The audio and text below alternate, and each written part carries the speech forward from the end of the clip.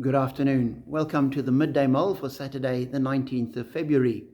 With Robert Murray McShane, today we read 1 Corinthians chapter 6, looking at lawsuits between believers.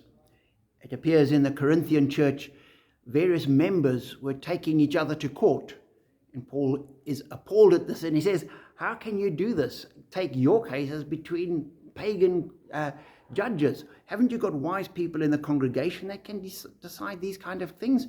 And then he says the following in verse 7, the very fact that you have lawsuits among you means you've already been completely defeated. Why not rather be wronged? Why not rather be cheated?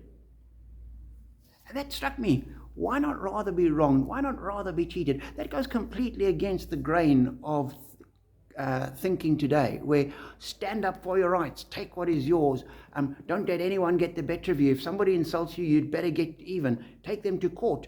If there's any issue, go to court about it. Stand your ground. And Paul's saying, why? If somebody wrongs you, let them wrong you. Sort of, if you can get what you do you back, do that. But don't sort of worry about going to court.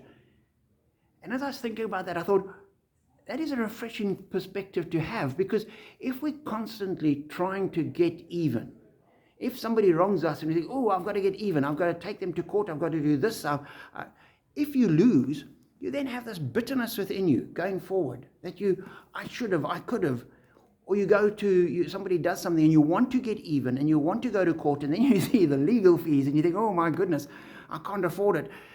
And you just live with the thought, I should have taken them, should I? And that's a burden to carry through life. Why not rather be wrong? Say, people are people.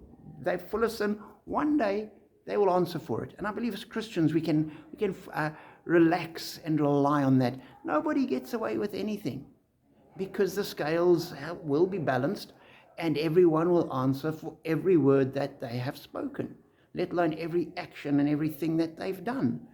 And so if someone wrongs you, they haven't got away with it. They will answer.